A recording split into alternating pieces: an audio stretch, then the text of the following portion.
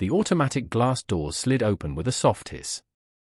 A small boy stepped inside. He was 10 years old. Thin. Quiet. Nervous. His shoes were the first thing anyone noticed. They were old. Cracked at the bottom. The soles were peeling away. One lace was frayed so badly it looked like it might snap at any moment. Someone had tied it in a knot to keep it together. His jacket was too big for him. A thrift store jacket, dark blue, sleeves hanging past his hands. It swallowed his small body like it belonged to someone else. The boy paused just inside the entrance. The bank lobby was huge. Marble floors that shined like mirrors. Tall pillars. Golden letters on the wall that read, First National Heritage Bank. Everything smelled clean. Polished. Expensive. Men in suits. Women with designer bags. Soft music playing quietly overhead. The boy swallowed hard. His name was Wesley Brooks. He took a deep breath and walked toward the counter. "Excuse me, sir," he said softly. "I'd like to check my account balance, please." The man behind the counter stopped typing. Slowly, he looked up. His eyes traveled down the boy's face. To his jacket. To his shoes. Then he laughed. Not a quiet laugh. A loud one.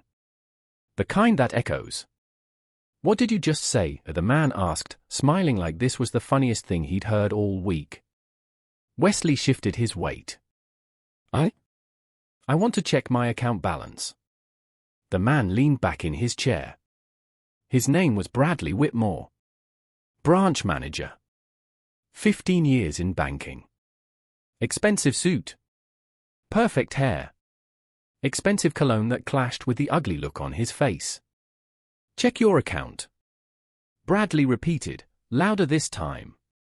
People in the lobby started to look over.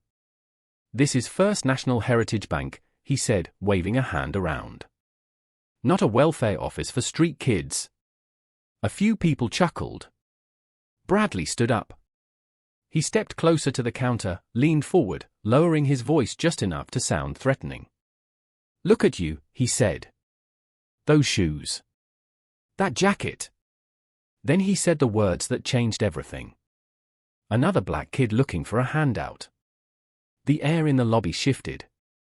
Wesley felt his chest tighten. "I have an account here," he said, voice shaking but still standing. "My grandma opened it for me." Bradley laughed again. "Your grandma?" he repeated loudly. "Let me guess. She also left you a mansion and a private jet." Laughter spread through the lobby. A wealthy man near the waiting chairs shook his head. "Throw him out already," he said. "He's stinking up the place." More laughter. Wesley stood very still. He remembered what Grandma Eleanor used to tell him. "Stand straight. Look people in the eye. Never let them make you feel small." "My grandma passed away," Wesley said. "She left me this." He held up a brown envelope. Inside were papers. A bank card. And a letter. Bradley sighed dramatically and snatched the envelope from Wesley's hands. "Let's see this masterpiece." He dumped the contents onto the marble counter like trash. His eye scanned the papers. Bored. Annoyed. Then he saw the card. Black. Heavy. Premium. Platinum Reserve. The room seemed to pause for half a second. Bradley frowned. Something flickered across his face. Confusion. Doubt. But prejudice is stronger than facts. "Where did you steal this?" Bradley asked. He held the card up like evidence. "A kid like you with a Platinum Reserve card. You really expect me to believe that?" Wesley's hands trembled. "It's mine," he whispered. "My grandma." "Enough," Bradley snapped. He threw the card back onto the counter. "I've been in banking for 15 years, he said proudly. "I know a scam when I see one." He pointed to the far corner of the lobby. Near the bathroom. Near the janitor's closet. Sit over there, he ordered. Don't talk. Don't move. I'm calling headquarters.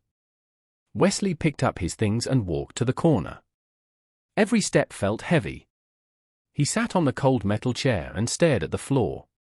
People walked past him like he didn't exist. He pulled out the letter. Grandma Eleanor's handwriting was shaky but warm. My brave Wesley. Never let anyone make you feel small. You are worth more than they will ever know. His phone buzzed. Uncle Lawrence. Stuck in a meeting. Be there in 20 minutes. You're doing great, champ. Wesley smiled just a little. 20 minutes. He could wait. Time passed. 15 minutes. 20. 25. No one spoke to him. Bradley helped other customers. A white man walked in after Wesley and was helped immediately. Smiles. Handshakes.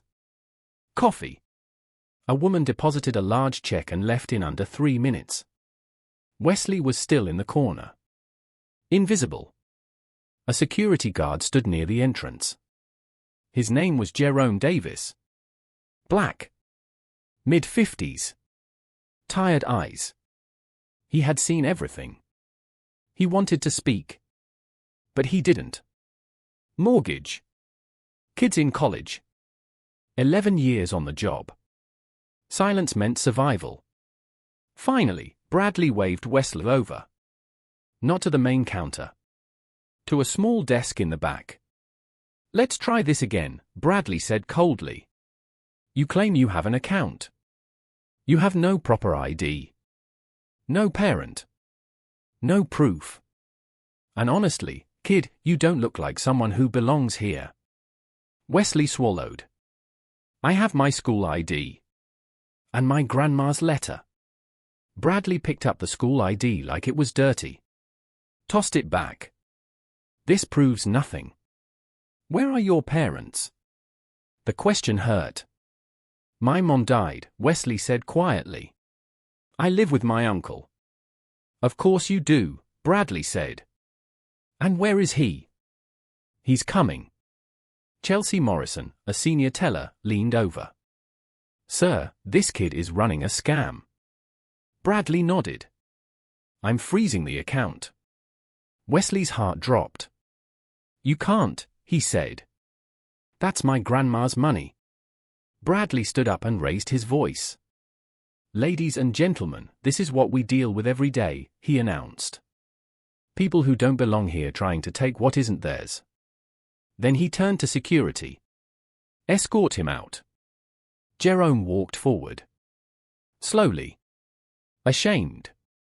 Wesley stood on his own. He clutched his grandma's letter and walked toward the door. Next time, Bradley called after him. Try a homeless shelter. Someone laughed. The doors closed behind Wesley. Outside, the wind cut through his jacket. He sat on a stone bench. His phone rang. Uncle Lawrence. The phone slipped from his shaking hands and cracked on the ground. Tears fell. He was alone. And inside the bank. Bradley smiled. He had no idea what was coming. The cold didn't hit Wesley right away. At first, he just sat there on the stone bench outside the bank, staring at the cracked screen of his phone. The glass was shattered in one corner, spiderweb lines spreading across it like frozen lightning. His hands were shaking. Inside the bank, people laughed. Outside, the world kept moving. Cars rolled in and out of the parking lot. A woman in heels walked past him without looking. A man jogged by with a dog and pulled the leash tighter when the dog tried to stop near Wesley. Nobody asked if he was okay. Nobody stopped. Wesley curled his knees to his chest, trying to make himself smaller. Trying to disappear. He wiped his face with his sleeve, but the tears kept coming. He picked up Grandma Eleanor's letter again. The paper was wrinkled now, soft from being folded and unfolded too many times. The world will judge you by your clothes, your shoes, the color of your skin. But never forget who you are. He sniffed. They didn't forget, he whispered. They just didn't care. His phone buzzed again. A text from Uncle Lawrence. Uncle Lawrence. Out of the meeting. On my way now. Wesley stared at the message. He wanted to text back. He tried. But his fingers wouldn't stop shaking. So he just sat there. Waiting. Inside the bank, life went on like nothing had happened. Bradley Whitmore leaned against the counter, sipping coffee. Chelsea Morrison laughed at something he whispered to her. The customers who had watched Wesley get thrown out returned to their conversations, their transactions, their comfortable lives. The boy was already forgotten. Except he wasn't. Not by everyone.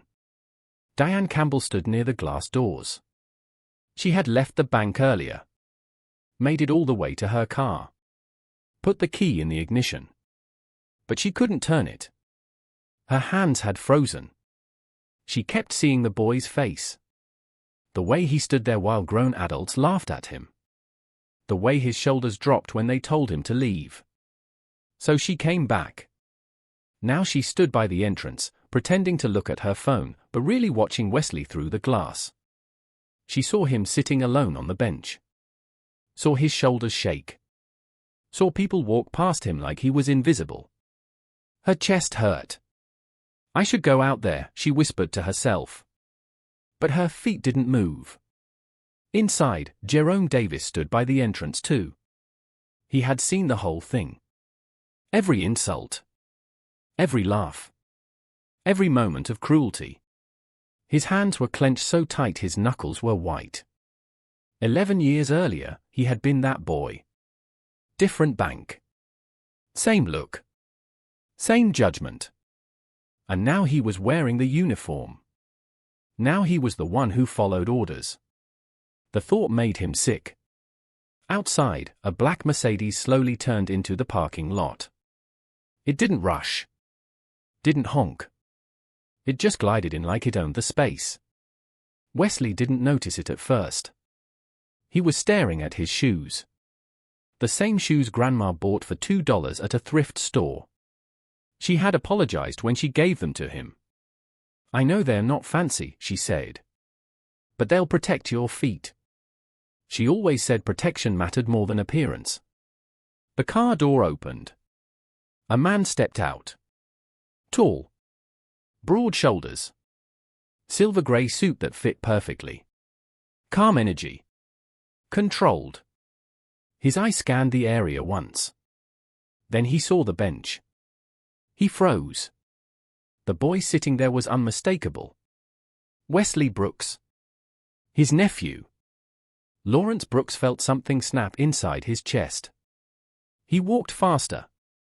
Wesley, he said softly. Wesley looked up. For half a second, he didn't believe it. Then his face crumpled. Uncle Lawrence. He stood up too fast and almost fell. Lawrence caught him. Wesley buried his face into his uncle's chest and cried like he'd been holding it in for hours. Lawrence held him tightly. Didn't speak. Didn't rush. Just let the boy cry. People walked past. Lawrence didn't care. What happened? He asked gently once Wesley calmed down. Wesley told him everything. The laughter. The words. The way they treated him like he was nothing. Lawrence listened without interrupting. But his eyes darkened. This is not your fault, Lawrence said firmly. Do you hear me? Wesley nodded. They were wrong, Lawrence continued. And they're going to know it. He stood up and held out his hand. We're going back inside. Wesley hesitated. I don't want to, he whispered. Lawrence knelt down to his level. I know, he said. But sometimes standing up doesn't mean yelling. It just means showing up. Wesley thought of Grandma Eleanor. Carry your dignity. He nodded. At that moment, another car arrived. A luxury SUV. A woman stepped out. Patricia Edwards, Regional Director of First National Heritage Bank. Her phone was still in her hand. She had been driving to an investor meeting when Lawrence Brooks called. He had told her everything in one calm, devastating minute. She didn't ask questions. She turned the car around. "Mr. Brooks," she said, walking toward him. "I am so sorry." Lawrence didn't smile. "We'll talk inside." The three of them walked toward the entrance. Wesley's heart pounded. The door slid open. The lobby fell silent. Every head turned. Bradley Whitmore saw Patricia first. His face drained of color. Then he saw Lawrence. Then Wesley. Holding hands. His stomach dropped. "Miss Edwards," Bradley said nervously, forcing a smile. "We weren't expecting." "I know," Patricia said coldly. She turned to the lobby. "I'd like everyone to remain where they are." She looked at Bradley. "I believe you've already met Wesley Brooks." Bradley swallowed. "I didn't know." "That's the problem," Lawrence said quietly. Chelsea dropped her pen. It hit the floor with a sharp click. Jerome felt his chest tighten. Diane covered her mouth. Lawrence stepped forward. "My nephew came here to check his account balance." He looked directly at Bradley. "Why was he removed?" Bradley opened his mouth. No words came out.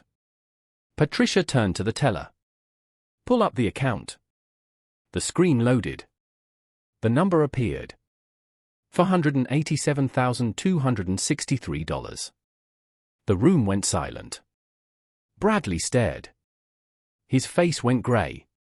"That money," Lawrence said, "was saved by a schoolteacher over 40 years." He looked at Wesley. She rode buses. Wore old clothes. Skipped comforts. For him. Lawrence turned back to Bradley. "And you laughed at his shoes." Bradley's knees shook. Patricia closed the laptop. "Bradley Whitmore," she said. "You are suspended effective immediately." Security stepped forward. Not for Wesley this time. For Bradley. And as he was escorted away, every single person in that lobby understood one thing. The boy they laughed at was never the problem. The silence inside the bank was heavy. Not the quiet kind. The uncomfortable kind. People shifted their weight. Someone cleared their throat. A pen rolled off a counter and clattered loudly against the floor, making everyone flinch. Wesley stood close to Uncle Lawrence, his fingers wrapped tightly around his sleeve. His heart was still racing. He could feel it pounding in his ears. Just minutes ago, he had been the boy they pushed out. Now every eye was on him. And for the first time, nobody was laughing. Bradley Whitmore was gone. The glass doors had swallowed him, along with his forced smile and shaking excuses. The security guards returned to their spots, but they avoided looking at Wesley. Like they were ashamed. Patricia Edwards took a slow breath and turned to the lobby. "I want to be very clear," she said, her voice calm but firm. "What happened here today is unacceptable." She looked at the tellers first. Then the managers. Then the customers. "This institution exists to serve people," she continued. "Not to judge them." Chelsea Morrison's face was pale. She stood frozen behind the counter, her perfect posture gone. Her eyes kept drifting toward Wesley's shoes, then quickly away. Jerome Davis felt like his chest was on fire. Patricia's words were hitting him hard. Because he knew he could have done more. Because he didn't. Patricia turned to him. "You," she said. Jerome straightened. "Yes. You were on duty." "Yes." "Did you see what happened?" Jerome swallowed. "Yes." The room waited. "And why didn't you intervene?" Jerome's throat tightened. "Because I was scared. Because I needed my job." Because I've been told my whole life to stay quiet. But he didn't say that. I should have, Jerome said quietly. I failed. Patricia nodded. Thank you for your honesty. Jerome exhaled, surprised he wasn't being punished. She turned toward the customers. Did anyone here think this was wrong? She asked. No one spoke. Then, a soft voice. I did. Everyone turned. Diane Campbell stepped forward slowly. Her hands were shaking, but she kept moving. I saw everything, she said. And I left. I told myself it wasn't my business. She looked at Wesley. I'm sorry. Her voice cracked. I should have stayed. Wesley didn't know what to say. So he nodded. And for Diane, that meant everything. Patricia stepped aside and looked at Lawrence. Mr. Brooks, she said, would you like to say something? Lawrence hadn't planned to speak. He had planned to fix the situation, protect his nephew, and leave. But as he looked around the room, he realized something. This wasn't just about Wesley. This was about every person who had ever been judged before they were known. Lawrence stepped forward. My sister raised Wesley's grandmother, he began calmly. Eleanor Brooks. A few people frowned, confused. She was a public school teacher, Lawrence continued. 42 years. Some customers nodded. Teachers were familiar. She never owned a new car. Never wore expensive clothes. Never complained. Wesley lowered his head. She believed something very simple, Lawrence said. That dignity is not something you wear. It's something you carry. He paused. My nephew carries it. Lawrence looked directly at Chelsea. You laughed. Chelsea flinched. Lawrence turned to the customers. You watched. No one met his eyes. You judged a child by his shoes, Lawrence said softly. And that says nothing about him. The room felt smaller. Lawrence turned back to Wesley. Do you want to leave? He asked gently. Wesley hesitated. Part of him wanted to run. But another part, the part his grandmother raised, wanted to stand. No, Wesley said quietly. I want to finish. Lawrence smiled. Then let's finish.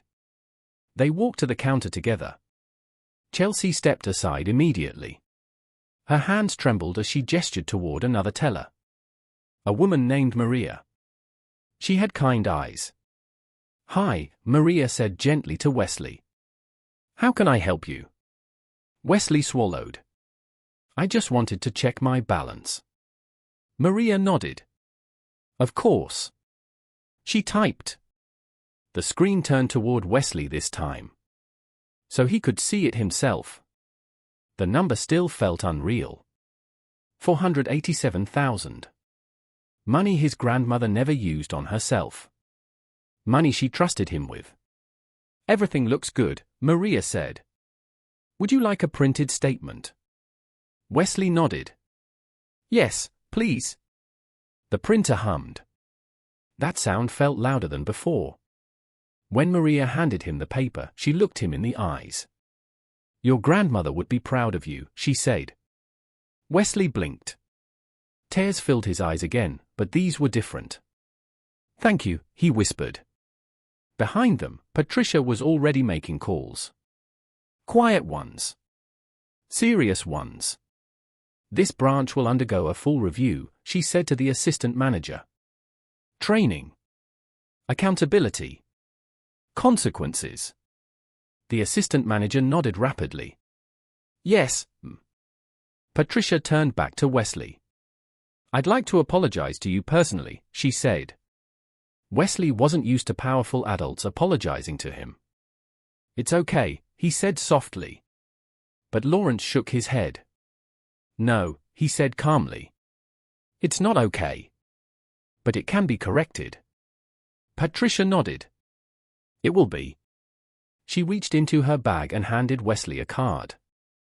If you ever feel disrespected again, she said, you call me. Wesley took it carefully. Like it was fragile. As they turned to leave, something unexpected happened. One of the customers stepped forward. A man in his 50s. Expensive coat. Polished shoes. I owe you an apology too, he said to Wesley. Then another. I'm sorry. Then another. I should have said something. The words came slowly. Awkwardly. But they came. Wesley didn't feel proud. He felt tired. But lighter. As the doors slid open and they stepped outside, the cold air hit his face again. This time, it didn't hurt as much. Lawrence placed a hand on his shoulder. You did well, he said. I didn't do anything, Wesley replied. Lawrence smiled. You stood. They walked toward the parking lot. But Wesley stopped. He turned back. Through the glass, he saw Jerome standing near the entrance. Watching him. Jerome lifted his hand slightly. A small nod. Wesley nodded back. Not as a victim, but as an equal. In the car, Wesley stared out the window. The city moved past him. Same streets. Same buildings. But something inside him had changed. Uncle Lawrence, he said quietly. Yes? Why do people judge so fast? Lawrence thought for a moment. Because it's easier than understanding, he said. Wesley nodded. I don't want to be like that. Lawrence smiled. You won't be. They drove in silence. But it wasn't an empty silence. It was full. Of lessons. Of dignity. Of a boy who learned, painfully, that worth doesn't announce itself. It reveals itself. The next morning didn't feel special. The sun came up like it always did. Cars honked. People rushed to work. The world moved on. But for Wesley, everything felt different. He sat at the small kitchen table in his grandmother's apartment, staring at a bowl of cereal that had gone soggy. The chair across from him was empty. Too empty. The apartment still smelled like her, clean soap, old books, and the faint scent of mint tea. Every sound felt louder than it should have been. The ticking clock. The hum of the refrigerator. Even his own breathing. Uncle Lawrence stood near the window, scrolling through his phone. He hadn't slept much. Wesley could tell. You don't have to go to school today, Lawrence said gently. Wesley shook his head. I want to. Lawrence raised an eyebrow. You sure? Wesley nodded. If I stay home, I'll just think too much. Lawrence smiled softly. That sounds like something Eleanor would say. Wesley smiled for a second. Then it faded. At school, the hallway buzzed with noise. Lockers slammed. Friends laughed. Someone yelled from across the corridor. Wesley walked through it all quietly. Usually, he tried to blend in. Today, he felt exposed. He slid into his seat in history class just as the bell rang. His friend Malik leaned over. Yo, Malik whispered. You okay? You disappeared yesterday. Wesley hesitated. Yeah, he said. Just stuff. Malik studied his face. All right, he said. But you know I'm here. Wesley nodded, grateful. When the teacher began talking about civil rights and dignity, Wesley couldn't focus. His mind drifted back to the bank. To the laughter. To the silence afterward. To the moment the room finally saw him. At lunch, something strange happened. A girl from his math class sat across from him. Hey, she said. You're Wesley, right? He nodded. I heard what happened at the bank, she said carefully. His stomach tightened. Is it true? Wesley shrugged. Yeah. She shook her head. That was messed up, she said. I'm sorry. Then she stood up and left. No drama. No pity. Just acknowledgement. It stayed with him. That afternoon, Uncle Lawrence picked him up from school. Instead of driving home, Lawrence turned onto a quieter road. "Where are we going?" Wesley asked. "You'll see." They stopped in front of a small community center. The paint was chipped. The sign was faded. But kids laughed inside. "This is where your grandmother volunteered on weekends," Lawrence said. Wesley looked at the building like it was sacred ground. "She never told me." "She didn't talk about what she did," Lawrence said.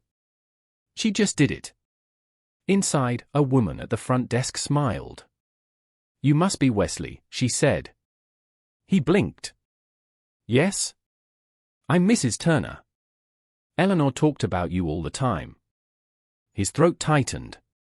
"She said you were kind," Mrs. Turner continued. "Said the world might test that, but you'd pass." Wesley swallowed hard. Mrs. Turner handed him a folder. "We have a scholarship fund in her name," she said. "Your uncle helped set it up." Wesley looked at Lawrence. "You didn't have to." Lawrence smiled. "She would have wanted it." Meanwhile, across town, the bank was anything but calm. Bradley Whitmore sat alone in his apartment, staring at his phone. No new messages. No job. No excuses left. His name had already been removed from the company directory. He replayed the moment over and over. The shoes. The laugh. The look on the boy's face. For the first time, shame hit him without protection. At the bank branch, Patricia Edwards stood before a room full of employees. "This is not a training session," she said. "This is a reckoning." No one spoke. "We will treat every person with respect," she continued. "Or we will not work here." Jerome sat straight in his chair. This time, he wasn't afraid. Back at the apartment that night, Wesley lay on his bed staring at the ceiling. Uncle Lawrence knocked softly. "Can I come in?" Wesley nodded.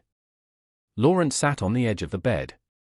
"I spoke to your school counselor," he said. "And a financial advisor." Wesley frowned. "I don't want to be rich," he said quickly. Lawrence smiled. "I know." Wesley turned on his side. "I just want to be normal." Lawrence thought for a moment. "Normal isn't invisible," he said. "Normal is being human." Wesley nodded slowly. "What if people only see the money now?" he asked. Lawrence leaned closer. "Then you'll know who's real." Wesley closed his eyes. That night, he dreamed of his grandmother. She sat at the kitchen table, folding letters. She looked up at him and smiled. "You did fine," she said. The next week, something unexpected happened. The story spread. Not the money. The moment. A local paper ran a small article. "Teen treated unfairly at bank, community responds." No names. No numbers. Just dignity. At school, teachers treated Wesley the same. Which meant everything. At the community center, kids asked him questions. Not about money. About courage. One boy asked, "Were you scared?" Wesley nodded. "Yes." "So how'd you do it?" Wesley thought. "I remembered who raised me." One evening, Diane Campbell knocked on the apartment door. She looked nervous. "I don't want to intrude," she said. "I just wanted to say thank you." "For what?" Wesley asked. "For reminding me who I want to be," she said. She handed him a small plant. "For your window," she said. "Something that grows." Wesley smiled. After she left, he placed it near the sunlight. Weeks passed. Life settled. But Wesley noticed something. He noticed how people spoke. Who listened? Who judged? And he chose carefully. One night, he sat with Uncle Lawrence on the balcony. "You know," Wesley said, "I don't think the bank was the hardest part." Lawrence looked at him. "What was?" "Believing I mattered when nobody said it." Lawrence nodded. "That's the hardest lesson of all." Wesley looked up at the sky. "I think Grandma knew that." Lawrence smiled. "She did. Change doesn't arrive loudly. It doesn't knock. It settles in quietly, like dust on a shelf." Wesley didn't wake up one morning feeling brave or strong or important. He woke up feeling tired. Not just body tired. Soul tired. The kind of tired that comes after something heavy happens, and your mind keeps replaying it long after everyone else has moved on. He sat at the edge of his bed, rubbing his eyes, staring at his hands. They looked the same. No glow. No magic. Just hands. And yet, those same hands had held a bank statement that made adults stop breathing. Those same hands had trembled while grown people laughed. That contradiction followed him everywhere. At school, teachers were careful around him now. Not obvious. Just gentle. "Take your time, Wesley. Let me know if you need anything." He appreciated it. But it also made him uncomfortable. He didn't want to be fragile. During gym class, a boy shouted from across the court, "Hey, millionaire!" The gym went silent. Wesley froze. The teacher snapped, "That's enough." But the damage was already done. Malik jogged over. "You okay?" he asked. Wesley nodded. But his chest hurt. That afternoon, he didn't go straight home. He walked. Past the old library. Past the bus stop his grandmother used to stand at every morning. She always stood straight. Even when tired. Even when ignored. He remembered how she'd say, "Walk like you belong." He tried. At the community center, Mrs. Turner asked him to help with homework hour.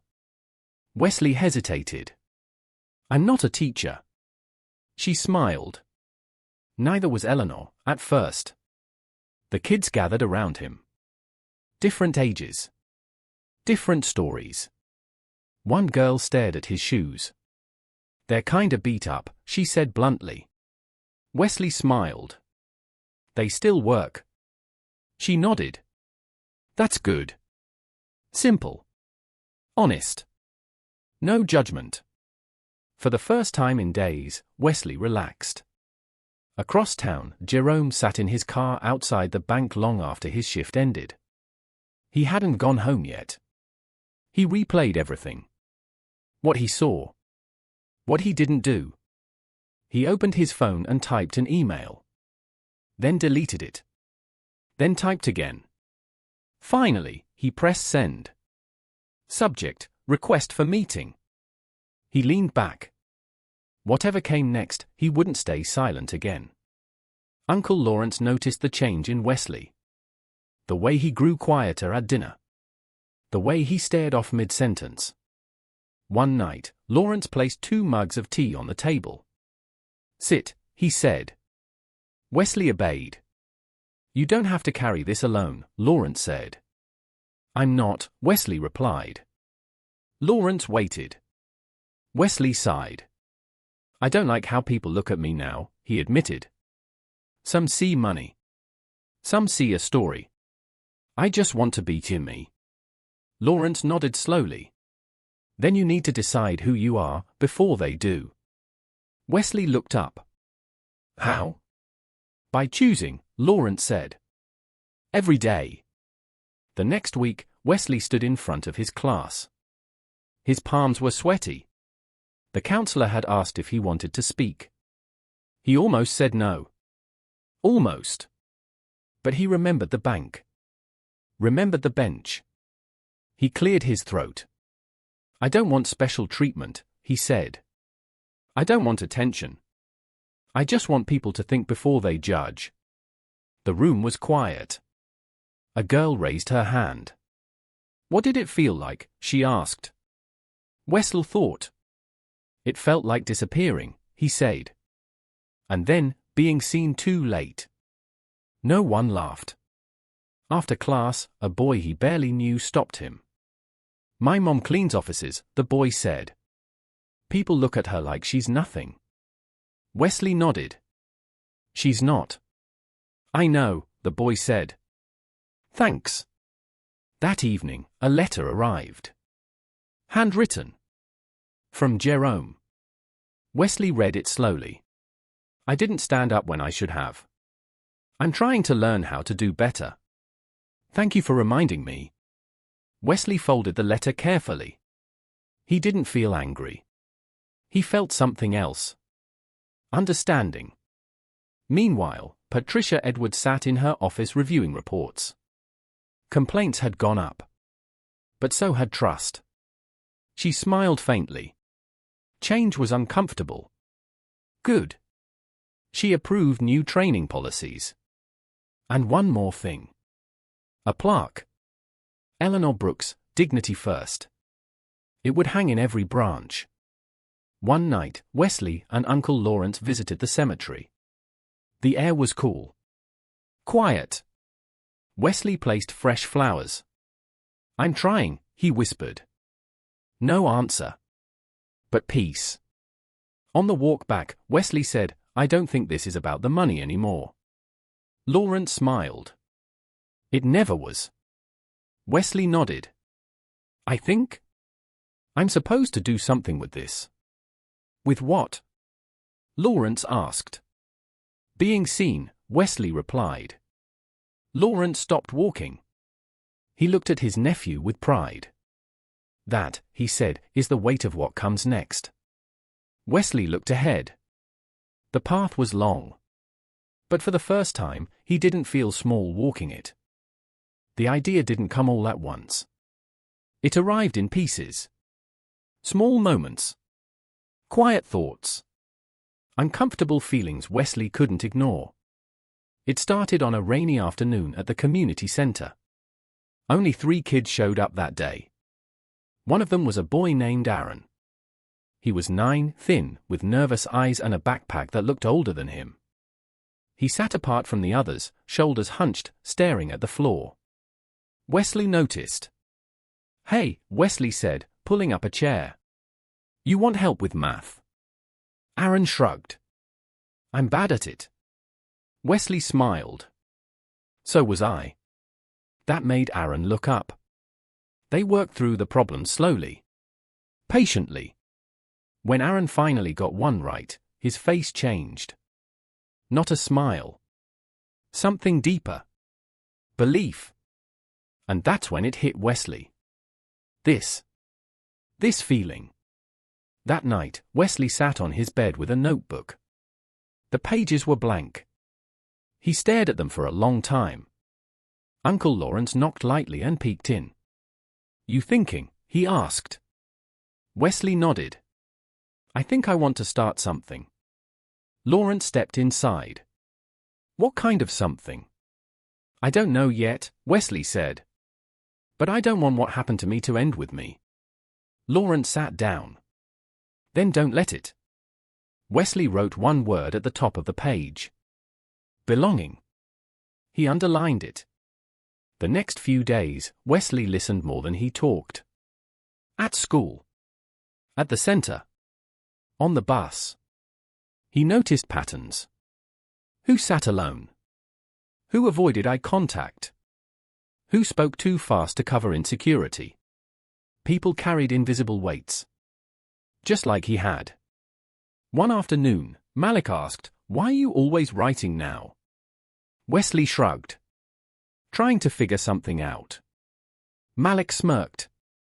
"Don't forget us little people when you're famous." Wesley smiled. "If I do, remind me who I was." Jerome finally got his meeting. He sat across from Patricia Edwards, hands folded tight. "I failed that day," he said honestly. "But I don't want that to define me." Patricia studied him. "What do you want to do about it?" Jerome took a breath. "I want to help train new staff. Real conversations. Real consequences." Patricia nodded slowly. Good, she said. We need people who've been on both sides. Jerome exhaled. For the first time in weeks, he felt lighter. Wesley shared his idea at the dinner table. I want to create a program, he said carefully. Something small. For kids who feel invisible. Lawrence didn't interrupt. A space where they can talk, Wesley continued. Learn. Get help. Without being judged. Lawrence leaned back. That's not small, he said. Wesley smiled nervously. It is if I start with one room. Lawrence nodded. Then start. They didn't use fancy words. They didn't use the money. Not yet. Wesley printed flyers himself at the library. Free study and talk space. All welcome. You belong here. That was it. The first day, 2 kids showed up. The second day, 5. By the end of the month, the room was full. They didn't sit in rows. They sat in a circle. Wesley didn't stand at the front. He sat with them. One evening, a girl spoke up. My teacher thinks I'm dumb, she said. Wesley didn't rush. What do you think? He asked. She shrugged. I think I'm tired of proving myself. Everyone nodded. They understood. Another boy said, people look at my mom weird because she cleans houses. Wesley looked him in the eye. Does she work hard? The boy nodded. Then she deserves respect. The room was quiet. Heavy. Safe. The local paper noticed again. This time, Wesley said yes to the interview. I'm not special, he told the reporter. I just know what it feels like to be dismissed. The article ran with a simple headline. A teen turns hurt into help. Wesley didn't frame it. He didn't share it. But the room kept filling. One afternoon, Patricia Edwards visited the center. No cameras. No speeches. She watched from the doorway. Afterward, she shook Wesley's hand. You're building something important, she said. Wesley shrugged. I'm just listening. Patricia smiled. That's why it's working. That night, Wesley stood on the balcony alone. The city lights blinked below. He thought of the bench outside the bank. The cold stone. The feeling of being erased. He wasn't angry anymore. He was grateful. Not for the pain. For what it showed him. Uncle Lawrence stepped outside. You okay? He asked. Wesley nodded. I think I found my voice. Lawrence smiled. And what does it say? Wesley looked out at the city. It says no one is invisible unless we let them be. Success doesn't always bring applause. Sometimes, it brings resistance. Wesley learned that the hard way. The room at the community center was full again. Kids sat on the floor, on chairs, even leaned against the walls. Laughter mixed with quiet conversations. It felt alive. Too alive. The center's director pulled Wesley aside. We've had some complaints, she said gently. Wesley's stomach tightened. About what? About the noise. About crowds. About liability. Wesley nodded slowly. He understood the words. He didn't understand the feeling. They weren't breaking rules. They weren't hurting anyone. They were just visible. At school, the tone changed too. Not from teachers. From students. Some admired him. Some mocked him. One boy muttered, "Hero complex," as Wesley walked by. Another laughed, "Think he's saving the world." Wesley pretended not to hear. But it stuck. That night, he sat on the bed staring at the ceiling again. The doubt crept in. Who do you think you are? This is bigger than you. Uncle Lawrence noticed. You look like someone punched your confidence, he said. Wesley sighed. Maybe I went too far. Lawrence shook his head. No. You went forward. That scares people. The pushback grew louder online. Anonymous comments. He's doing it for attention. Just another rich kid pretending to care. Wesley read them once. Then stopped. He remembered something his grandmother used to say. If you're doing something right, someone will try to stop you. The hardest moment came unexpectedly. A mother stormed into the center one afternoon. Who's responsible here? She demanded. Wesley stood. I am. She crossed her arms. My son came home questioning everything. His teachers. His worth. I don't like that. Wesley felt the room go still. I'm sorry, he said carefully. We don't tell kids what to think. We just give them space to talk. She scoffed. They don't need space. They need discipline. Wesley didn't argue. He nodded. I understand. She left. The room stayed quiet long after. One of the kids whispered, "Are we in trouble?" Wesley shook his head. No, he said firmly. You're safe. But inside, he wasn't sure. That evening, Lawrence and Wesley sat with Mrs. Turner. This was always going to happen, Mrs. Turner said. Anytime you challenge how people see power, they push back. Wesley rubbed his hands together. I don't want to cause problems. Mrs. Turner smiled sadly. Change always does. Jerome watched the news segment twice. The community center. The kids. Wesley. He recognized that look.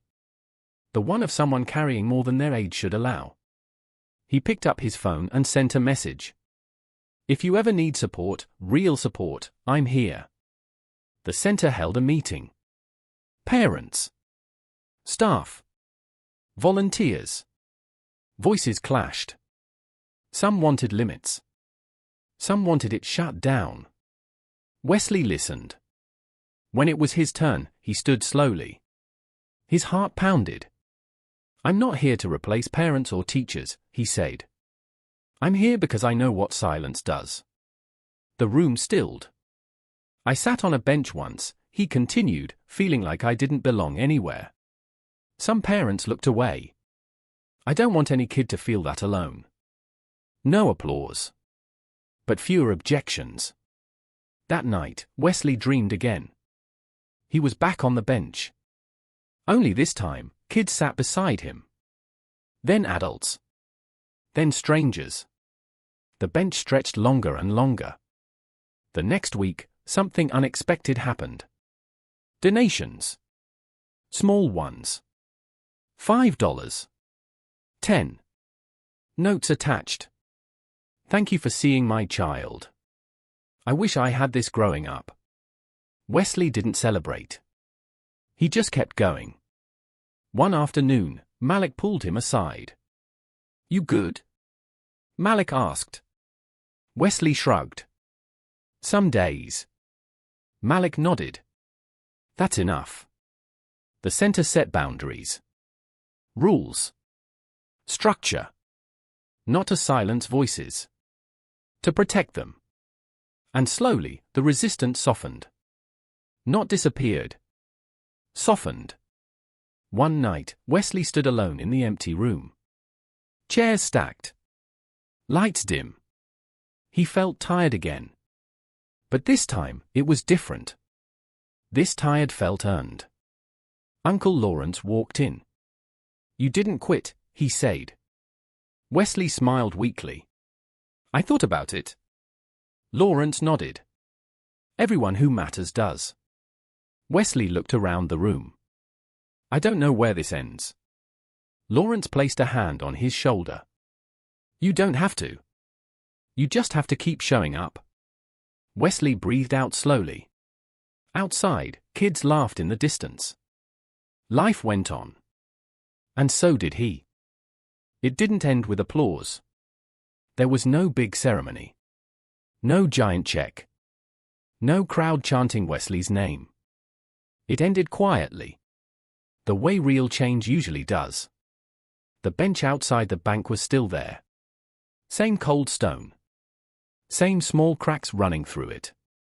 Wesley stood in front of it one early morning, hands in his jacket pockets.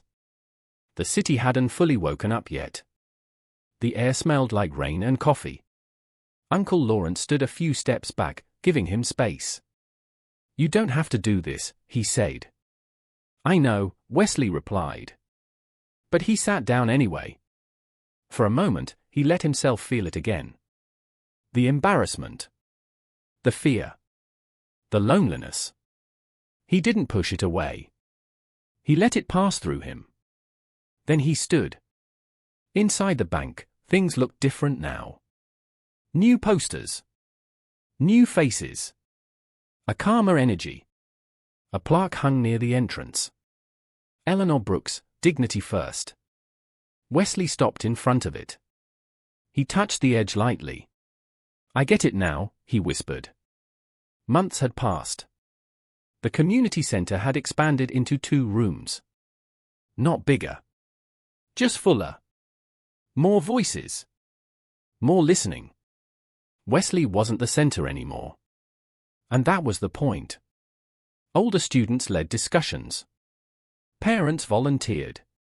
Teachers stopped by quietly. Wesley watched from the side. Proud. Invisible in the best way. One afternoon, a boy sat alone on a chair near the wall. Wesley recognized the posture. He walked over. "Hey," he said. "First time." The boy nodded. "They laughed at me at the store," the boy whispered. "Said I didn't belong there." Wesley sat beside him. "I know that feeling." The boy looked up. "You do?" Wesley smiled gently. "Yeah." They sat in silence. Not empty. Shared. Jerome became one of the most respected trainers in the bank system. Not because he was perfect. Because he told the truth. In every session, he told the story. Not naming Wesley. Just the lesson. Silence is a choice, he'd say. And it always cost someone. People listened. Bradley Whitmore faded quietly into the background. No redemption arc. No public apology. Just a lesson left unlearned. And that was okay. Not every story wraps itself neatly. One evening, Wesley sat at his desk, writing again. Not plans. Letters. To kids who came and went. Encouragement. Reminders. He signed each one the same way. You belong. On the anniversary of his grandmother's passing, they gathered at the community center. No speeches. Just tea and stories. Mrs. Turner placed a small framed photo on the table. Eleanor Brooks. Smiling. Watching. Wesley stood quietly, holding the frame. He felt her presence everywhere. In the room. In the kids. In himself. Later that night, Wesley and Uncle Lawrence walked home. "You know," Lawrence said, "you could walk away now. You've done enough." Wesley shook his head. "I don't think this is something you finish."